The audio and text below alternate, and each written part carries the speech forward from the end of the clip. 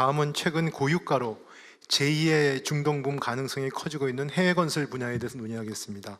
자, 주무장관이신 국토부 장관님, 어떠한 전략과 또 포부를 갖고 계신지 밝혀주시기 바랍니다. 예, 국토교통부 장관입니다. 최근 국제 기름값이 많이 올라서 돈은 석유 자원국으로 몰리고 있고, 또 그 지역에서는 건설에 대한 수요가 빠른 속도로 올라가고 있습니다. 이럴 때 이것을 우리는 기회로 삼아서 적극 해외 건설에 진출할 때인 것 같습니다. 우리 연간 수주 500억 불, 그리고 세계 4위 건설 강국을 목표로 저희들이 뛰겠습니다.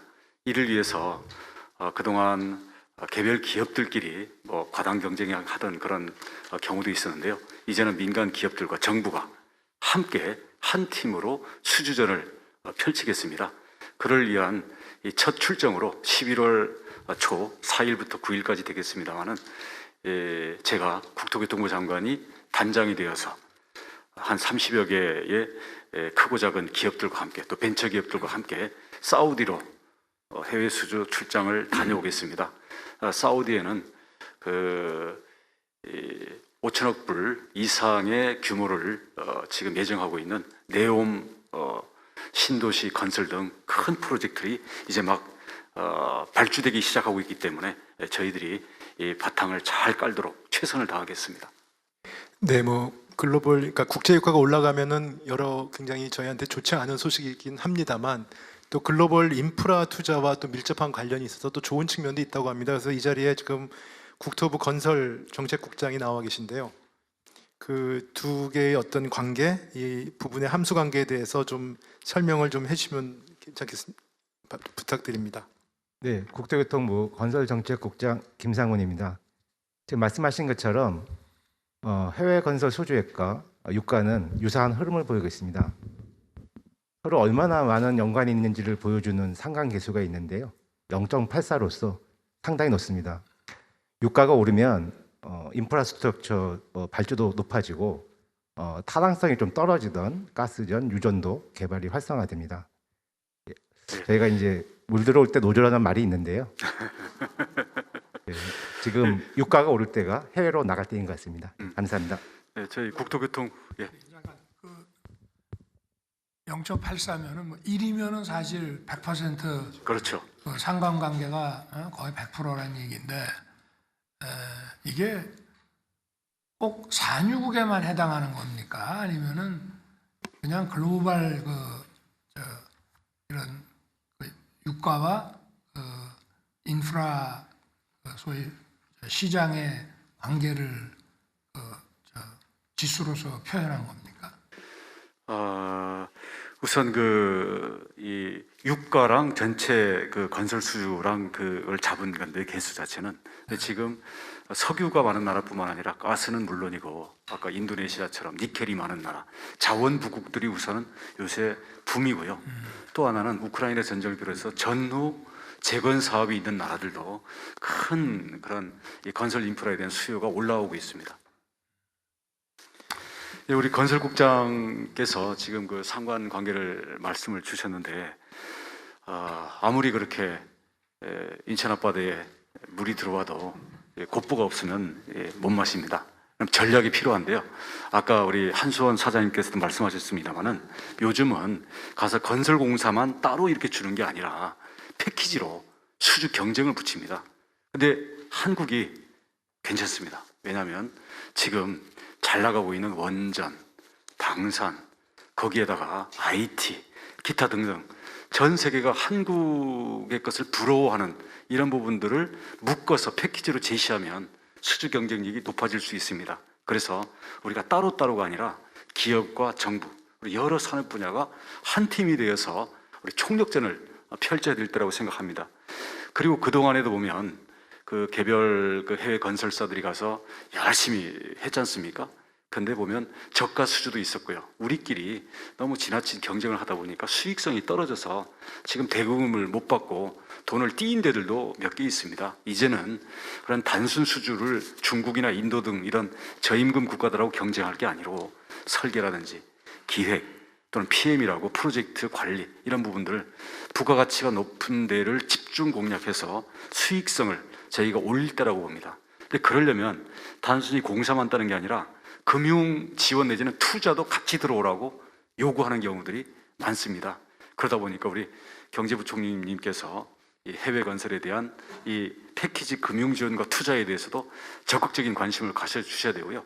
또 막상 과거에는 우리 중동 근로자들이 나가서 돈을 벌어왔는데 요새는 인력은 다른 나라 인력을 현지에서 쓰는 경우가 많고, 그런데 그러다 보니까 주 52시간 노동이 해외 건설에도 적용이 되다 보니까 그 나라는 노동 시간이 다른데 우리나라만 일찍 퇴근해야 되는 이런 문제가 있어가지고 사업 진행이라든지 수주 경쟁에 심각한 문제가 되고 있습니다. 그래서 이것들은 우리 큰 이 근로자들의 그 권익을 침해하지 않는 범위 내에서는 현지 사정에 맞게 좀 알아서 하게끔 좀 자유를 주어도 되지 않을까. 근데 이 부분은 고용노동부에서 어떻게 해줘야 문제가 풀리기 때문에 우리 두 부처의 적극적인 공조가 필요합니다.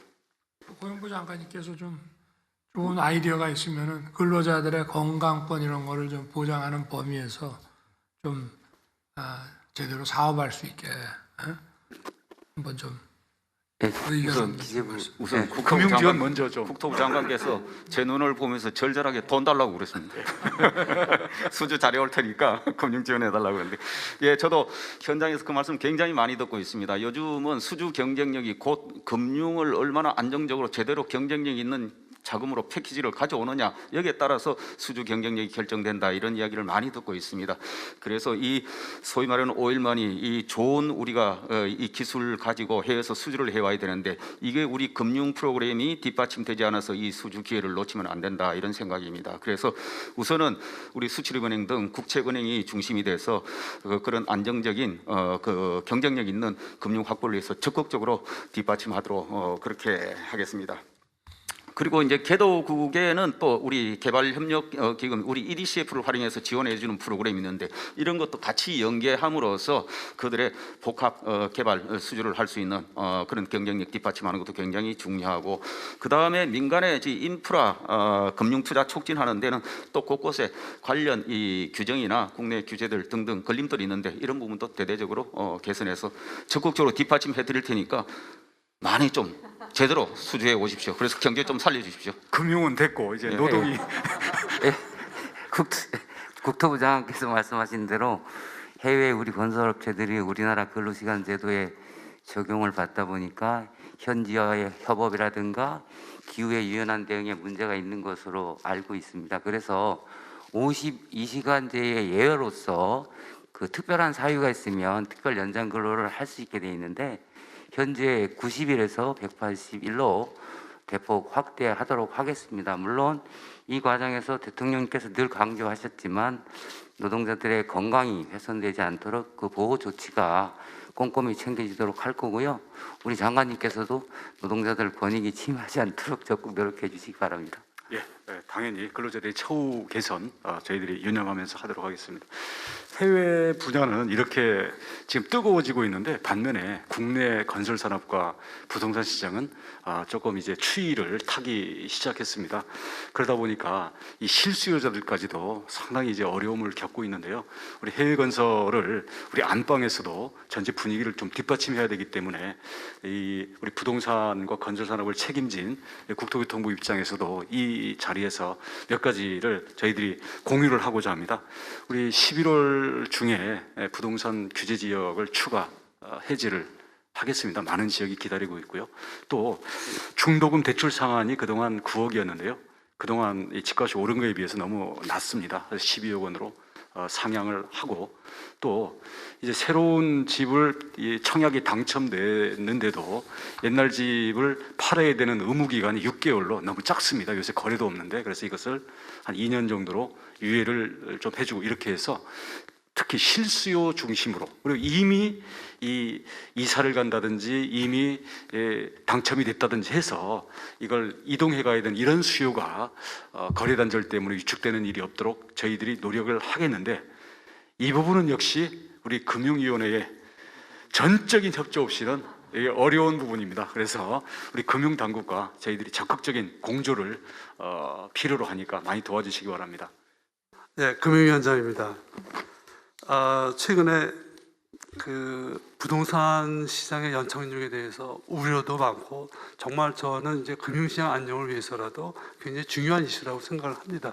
그래서 이제 이 문제에 대해서 계속 이제 국토부하고 계속해서 논의를 하고 있는데 일단은 그 지금 국토부에서 규제 완화해 주신 거와 맞춰서 저희가 이제 그동안은 사실 이제 규제가 굉장히 강했습니다. 근데 최근에 이제 금리도 오르고 여러 가지 정책 여건이 변했기 때문에 일단 금융 사이드에서 요번에 이제 과감하게 하나 풀어놓겠습니다. 그래서 그게 뭐냐면 그 무주택자나 일주택자 분에 대해서는 그 투기 지역이라 하더라도 LTV를 50%까지 허용을 하고 또 15억이 넘는 아파트에 대해서도 주택담보대출을 허용을 하겠습니다. 그리고 이제 앞으로 이제 부동산 시장 상황에 따라서 규제 완화할 건 하고 그 다음에 좀 정책적으로 또 그 안정시키기 위해서 지원할 거는 같이 국토부하고 협의해서 그 부동산 시장의 연착륙을 위해서 좀 신경 써서 노력하겠습니다. 네, 오늘 뭐 국토부 장관님이 여기서 뭐 굉장한 성과를 지금 올리시는데 굉장히 센 사실- 처방에 대해서 감사드립니다. 열심히 그렇지만 하겠습니다. 이제 이 경제 활성화에 국토부의 몫이 굉장히 더 커진 거니까 단단히 부탁드립니다. 그 해외 수주도 잘 부탁드리고요. 네, 최선을 다하겠습니다. 네. 그러면 이제 두 번째 논의 주제였던 해외 건설 분야를 이 정도로 하고요.